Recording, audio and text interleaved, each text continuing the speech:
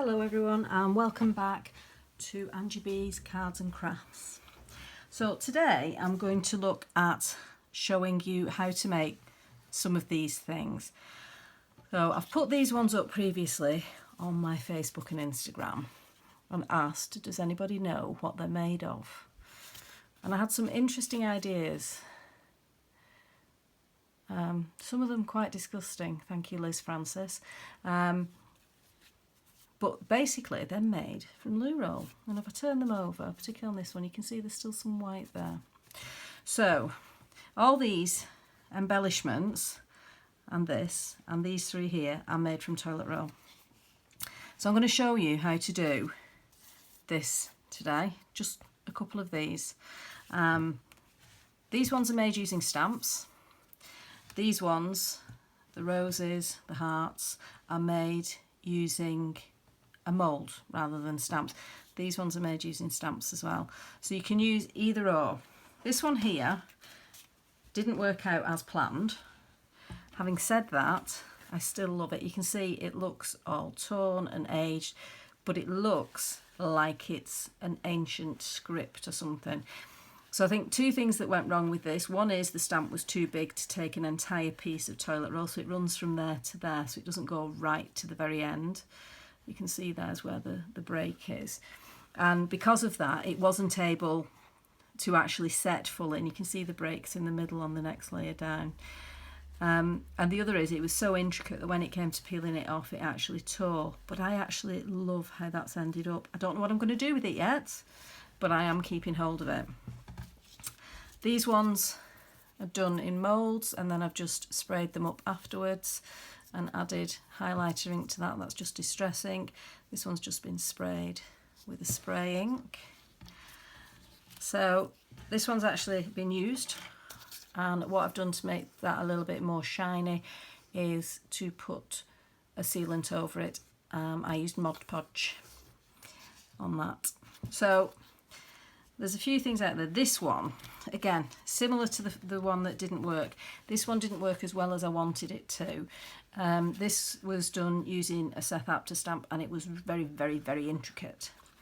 So it hasn't brought out all that it should. So this is a key. There should be a thread coming off it and some writing around. Having said that, I absolutely love the way this has come out, and I will be using it, and I'm planning on using it using some of the other bits. Not quite sure which ones yet, but the intention is to use something else made from toilet roll. So this is just a very, very quick introductory demonstration. This isn't all you need to know about it. This is just the basics, and I'm going to use this nice little hexagonal floral stamp. It's an All and Create stamp. I have forgotten to get a stamping block ready, so just bear with me 1 second.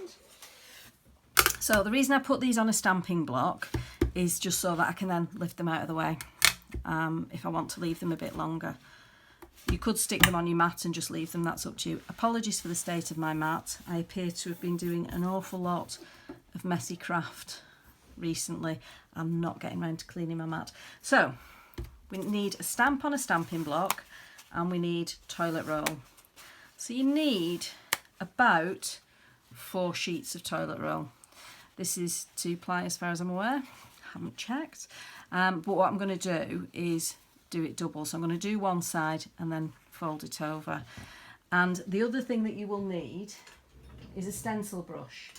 So stencil brushes, there's 2 options. There's ones that are flat on the bottom and ones that are domed on the bottom, or on the top, whichever way up you hold it.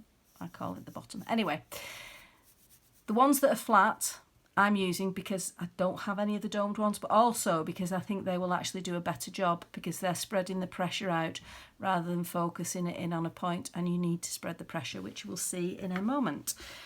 So to start with, we're also going to need water and ink. So I've just picked up 2 ink sprays. One is Eyes Ink dye spray by Seth Apter. The other one is a Dilutions ink spray from Diane Reevely's range. And then I've just got my spray bottle, which happens to be a distress sprayer from Tim Holtz. Right, so Your toilet roll you're not using, don't leave next to it. Move it out of the way, because otherwise you end up spraying it. And you just put your first layer on. Now this first layer is going to be the layer that you see. So if you want it to have colour on that layer, you have two options. One is to put it on now, the other is to put it on afterwards. So these ones were sprayed afterwards, once they'd been made. This one, sorry, was sprayed during the process, so it went right the way through all the layers. And that's the difference. If you want it to go through all of your layers, you need to spray it as you go, because otherwise you find that you have white layers at the back. So I've just done the initial wet, and I'm just using that, and I'm tapping. I tap quite gently, so you'll see that my thumb and finger are gradually working the way down, and that's just to make sure that you don't do it too hard. If you do it too hard, you're going to tear the paper. It's just toilet paper. So I'm just going to do a spray with brown. That's it. And just a little bit of a tap to make the ink go through. If you want to, you can use the ink instead of the water on the first spray. It's entirely up to you. And it's also about trial and error. So it may be that you try some stamps and you go, that didn't work. As I said with the one of mine that didn't work, it was just too intricate, and it was also bigger than one piece. So what you want to do is each layer damp it. So I'm going to use the green for that layer. Now I've no idea, I've not used these two colours together, I've no idea how they're going to end up, but you can see you're getting really nice indentation into the toilet roll. And you want to make sure you get it right around the edges, because what you're doing effectively is, as you're tapping it, is compressing the layers together, and then when the fluid dries off, it dries like concrete, a bit like papier-mâché. Okay, so then we get the next piece, pop that on top. So I'm going to spray the brown this time.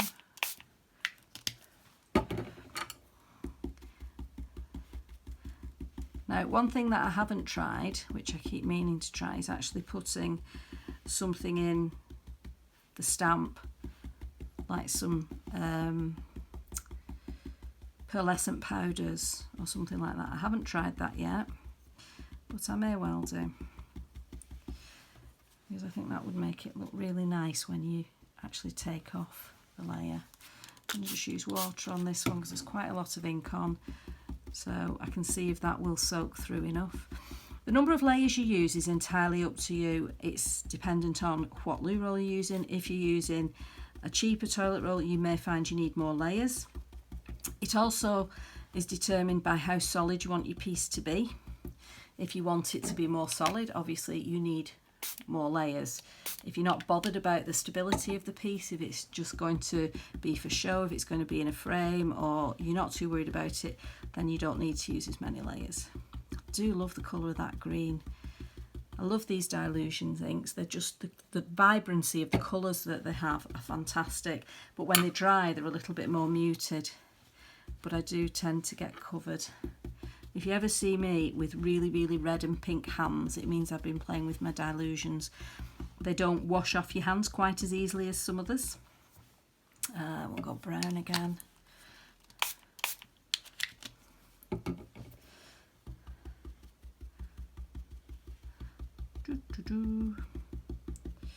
Right, so I'm doing 6 just because I happen to have 3 sheets of toilet roll torn off.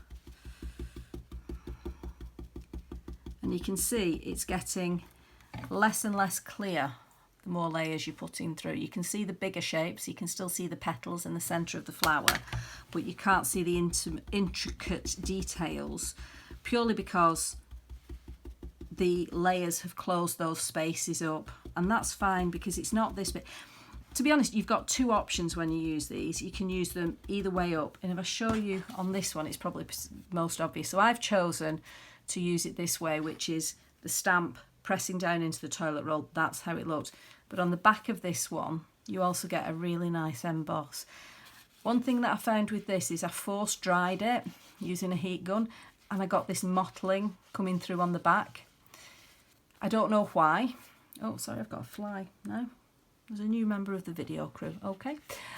So there's this mottling's come through. It looks a little bit like mould. It isn't. It is just the mottling that's come through from forcing it dry. But I do find that happens if you force dry it. Right, so that's all the layers done. So what you would then do, you've got two options. One is to put it to one side. That's the logical option. So if you're at home and you're doing this on your own, please do this. I am going to give it a very, very quick blast with a heat gun. Now the reason that I don't suggest you do this for any period of time is obviously plastic and polymers are going to melt under the heat and you don't want to damage your stamp. So this is just to do an initial dry, and then I am going to peel this off, and you will see there is all the intricacy of that stamp. So all the little bits that are on the stamp are now embossed or debossed into the toilet roll. So what you'd then do is leave that to dry. I would suggest leaving it to dry naturally. My window ledge is currently covered in other ones that are drying naturally. And then you've got two options when it comes to cutting out. Well, you've got three. One is to tear it, and the one that I have torn has miraculously disappeared. Oh, I've just found it under a pile of papers. Right, so this is a torn edge one. So you can see I didn't spray through all the layers on this one, I just sprayed on the first couple, so I've got white at the back, but the torn edge makes it much softer. This is the same stamp with a cut edge, so all I did was just cut slightly outside of the shape of the stamp. And then your third option is to cut right up to the edge of the stamp. So depending on which stamp it is you're using and how you want it to look can help you decide. These ones that have got a little bit of glitz to them, all I've done is apply gilding wax once they've been dried and cut out. It is something that I think is really, really good fun to do. Obviously this one, the three different ones done here, were done with different colours. It's just a nice way to get something different from your stamp. It's not just putting ink on it and stamping onto it and embossing it and colouring it.